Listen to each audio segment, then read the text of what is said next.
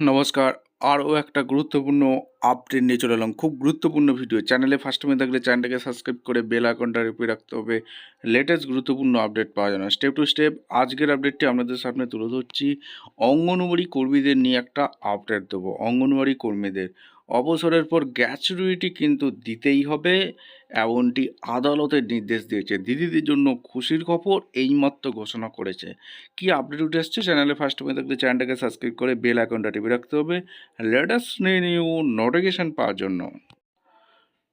অঙ্গনওয়াড়ি কর্মীদের পক্ষে রায় ঘোষণার ডিভিশন বেঞ্চের রায় একটা ঘোষণা হয়েছে।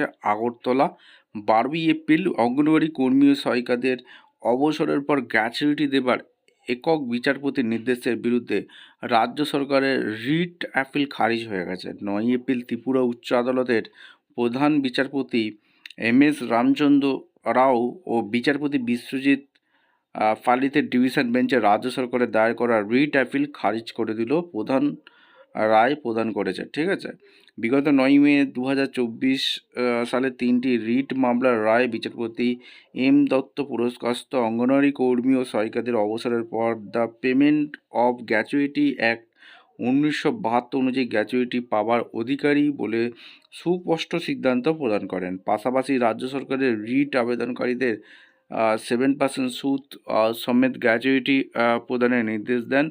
সুপ্রিম কোর্ট 2022 সালের মে মাসের গুজরাটে অঙ্গনওয়াড়ি কর্মী ও সহায়িকাদের মামলার রায়ে ব্যর্থহীনভাবে জানায়, অঙ্গনওয়াড়ি কর্মী ও সহায়িকাদের খাদ্য সুরক্ষা আইন ও শিক্ষা অধিকার আইনে বিধিবদ্ধ দায়িত্ব পালন করেছে। তাই তাদেরকে কোনোভাবেই অবসরের পর গ্র্যাচুইটি থেকে বঞ্চিত করা যাবে না।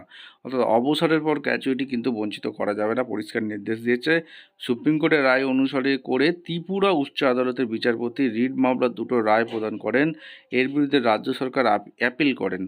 রাজ্য সরকারের বক্তব্য, অঙ্গনওয়াড়ি কর্মী সহায়িকারা সাম্মানিক ভাতা পান, তারা সরকারি কর্মী নন, তারা কোনোভাবেই গ্র্যাচুইটি পেতে পারেন না। অঙ্গনওয়াড়ি কর্মী সহায়িকাদের পক্ষে বিশিষ্ট আইনজীবী পুরুষোত্তম রায় বর্মন একক বিচারপতির রায়ের সাপেক্ষে রাজ্য সরকারের যুক্তি খণ্ডন করে জোরালো সওয়াল করেন। দুতরফের সওয়াল শেষে উচ্চ আদালত ডিভিশন বেঞ্চ রায় বলেছেন, আইসিডিএস প্রকল্প সারা দেশ এক অবিচ্ছেদ্য। এই প্রকল্পের অধীন অঙ্গনওয়াড়ি কর্মী ও সহায়িকারা রাজ্য সরকারি কর্মী ও তাদের সাম্মানিক বকলমে মজুরি প্রদান করা হয়, তাই তারা গ্র্যাচুইটি পাওয়ার অধিকারী।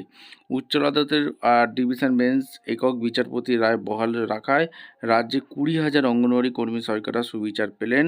অঙ্গনওয়াড়ি কর্মী সহায়িকারা অবসরের পর গ্র্যাচুইটি পাওয়ার অধিকার হলেন, অর্থাৎ গ্র্যাচুইটি কিন্তু দিতেই হবে। আদালতের নির্দেশ, অঙ্গনওয়াড়ি কর্মী সহায়িকাদের পক্ষে রিট মামলা ও আপিল মামলা লড়ছেন বিশিষ্ট আইনজীবী পুরুষোত্তম রায় বর্মন, আইনজীবী সমরজিৎ ভট্টাচার্য, কৌশিক নাথ, আরাধিতা দেববর্মা ও সুতপা দেব ধর্মী। অঙ্গনওয়াড়ি দিদিদের একটা খুশির খবর দিলাম। ভিডিওটা ইনফরমেটিভ মনে হলে চ্যানেলে ফার্স্ট টাইমে থাকলে চ্যানেলটাকে সাবস্ক্রাইব করে বেল আইকনটা টিপে রাখতে হবে।